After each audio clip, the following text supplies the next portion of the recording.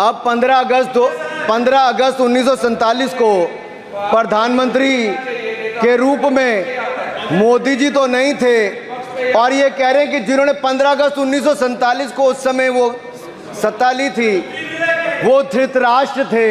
तो धृतराष्ट्र किसको कहा गया? धृतराष्ट्र को किसको कहा गया? अब आपने मुझे बांध रखा है। कल स्पीकर ने कहा है, स्पीकर महोदय ने कहा कि उस समय के लोगों का नाम नहीं लेना। तो प्रथम प्रधानमंत्री जी को धृतराष्ट्र मैंने नहीं कहा, इनके अपने ही सांसद ने अपने ग्रेट इंडियन नॉवल में कहा है। शशि थरूर जी कहाँ हैं? कहीं छिप तो नहीं गए? आज शो कॉज हो सकता है। फिर देखिए प्रिय दुर्योधनी और धृतराष्ट्र के विषय में क्या लिखा है। I quote from page 293। In Delhi, blind Dhritarashtra ruled with Priya Duryodhani by his side, and he pledged the nation not so much to the gas and hot water of his Fabian preceptors, but to smoke and steam of the modern industrial revolution. Their ancestors had denied this country. Sir, ये सबको पता है कि इस देश के एकमात्र Fabian Samajwadi कौन थे, और ये फैबियन समाजवादी कौन थे उसके बारे में किसी और ने नहीं, आपके ही सांसद ने लिखा है।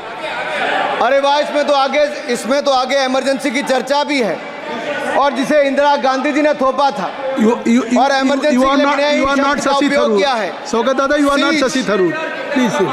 ये देश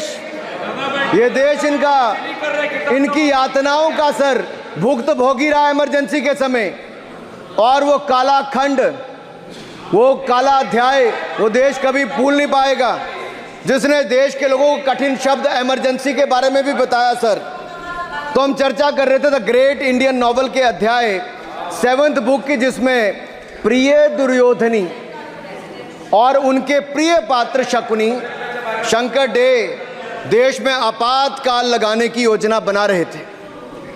सर, मैं पढ़ता हूं कि शकुनी ने क्या कहा। I quote, What you could do now is to declare an internal seize, a grave threat to the stability and security of the nation from internal disruption. जिस बुक को आप कोट कर रहे हैं उस बुक को आप सबमिट कर दीजिए। मैं कर दूंगा साहब, एक कॉपी आपको भी भिजवा दूंगा साहब, एक टेबल पे भी रख दूंगा। So what you could do now is to declare an internal seize, a grave threat to the stability and security of the nation from internal disruption. No one has ever defined the permissible procedures under an internal seize, which leaves it to more or less up to us to define them, Shakuni added. And the next, sir, from page 366, I quote, not to mention censorship of the press. Press hai? Not to mention censorship of the press, which is nowhere explicitly ruled out in the Constitution. Suspension of certain fundamental rights, free speech, assembly, and that sort of things, and measures to put up the judiciary in their place, said Shakuni. Sir, ये किसी और ने नहीं, और मैं कहना चाहता हूँ सर, माननीय अनुराग जी, एक किताब गौरव जी को भी भिजवा दीजिएगा। मैं कॉपी गौरव जी को भिजवा दूंगा सर, इसमें जिनकी मैं बात कर रहा हूं वो हमारे उस समय की प्रधानमंत्री थी जिन्होंने इमरजेंसी लगाई थी। एक नेता की स्वर्गीय दादी जी भी हैं, और मैं उनके नाम के आगे प्रियदर्शनी भी लिखा जाता था, और उन्होंने इमरजेंसी लगाई थी। लेकिन माननीय सभापति जी, मैं कहना चाहता हूं, दुशासन और दुर्योधन दोनों बहुत ही दुष्ट और बदमाश हो सकते थे, लेकिन उन्होंने भी कभी इमरजेंसी नहीं लगाई थी।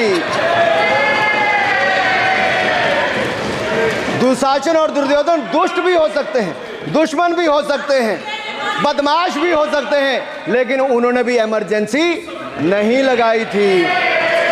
सर, पूरे उपन्यास में 74 बार कौरव और कौरव पार्टी की चर्चा हुई, हर एक में कांग्रेस का चरित्र झलकता है।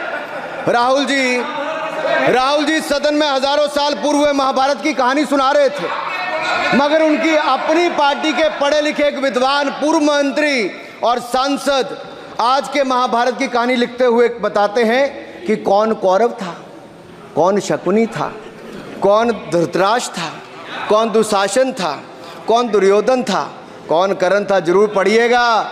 सबके किरदार उसी में मिलने वाले हैं। और शायद जिस समय शशि थरूर जी लिख रहे थे उस समय आपका टैलेंट उनको पता नहीं था, नहीं तो 100 पन्ने तो आप पे ही लिख देते साहब। आप चाहते कार्रवाई हो जाए। माननीय सभापति जी,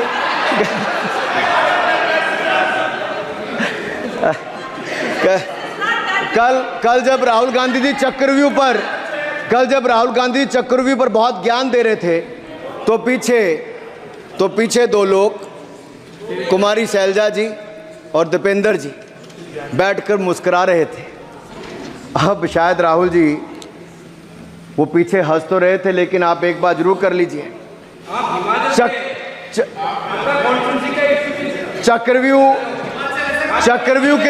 चक्रव्यूह के परिप्रेक्ष्य में इन दोनों से बेहतर कौन बता सकता है हरियाणा के चुनाव आने वाले हैं। जान लीजिए कि कौन शकुनी है और कौन अभिमन्यु है, नहीं तो बहुत देर हो जाएगी।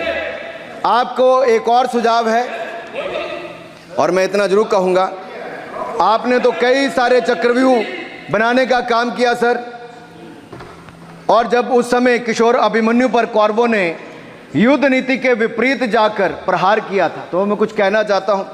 इतने में पुत्र दुशासन ने पीछे सा था वार किया, निष्प्राण हुए एक गदा से सिर पर था प्रहार किया। माँ धरती की गोद में वह आंख मूंद कर सो गया, अंबर का तेजस्वी तारा धूमकेतु सा खो गया। लेकिन कोई तारे का तेज फीका नहीं कर सकता, वीर गति पाकर अमर हुआ हो कभी नहीं मर सकता है। पुत्र सुभद्रा कुरुक्षेत्र में जिसकी अमर कहानी थी, 9 माह में सीखी विद्या जब 16 साल जवानी थी। अब उस अभिमन्यु को जिसने सारे चक्रव्यूह को तोड़ने का काम किया, मैं इतना ही कहूंगा, चक्रव्यूह का प्रसंग छेड़कर आपने अच्छा किया। इस देश ने बहुत सारे चक्रव्यूह देखे, कांग्रेस का चक्रव्यूह सर, इसके 7 किरदार मैं बताता हूं सर। पहला कांग्रेस, दूसरा पंडित नेहरू, सर नाम लेने के लिए मना किया, मैं दूसरी तरह से बोलता हूं। पहला कांग्रेस, दूसरे पहले प्रधानमंत्री एनजी, फिर तीसरा किरदार आईजी पूर्व प्रधानमंत्री, चौथा RG1 उस समय के प्रधानमंत्री, 5वां SG, 6वां RG2 और 7वां आप सब जानते ही हैं। आप समझदार हैं, समझ गए होंगे सर। पहले चक्रव्यूह ने देश को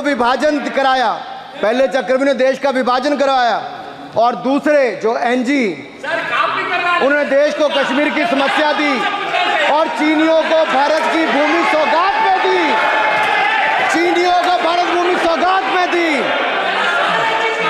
सर तीसरे चक्रव्यूह आईजी ने, पूर्व प्रधानमंत्री आईजी ने देश को आपातकाल दिया, इमरजेंसी दी और पंजाब में अशांति दी।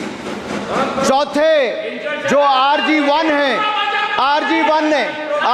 ने बोफोर्स दिया और सिखों का निस्सहार किया। पांचवें जो ऐसी हैं, उन्होंने सनातन धर्म परंपरा के प्रति नफरत का नैरेटिव बनाया, 12 लाख के करोड़ के घोटालों को संरक्षण प्रदान किया, देश की आर्थिक अर्थव्यवस्था को भंवर जाल में फंसाया।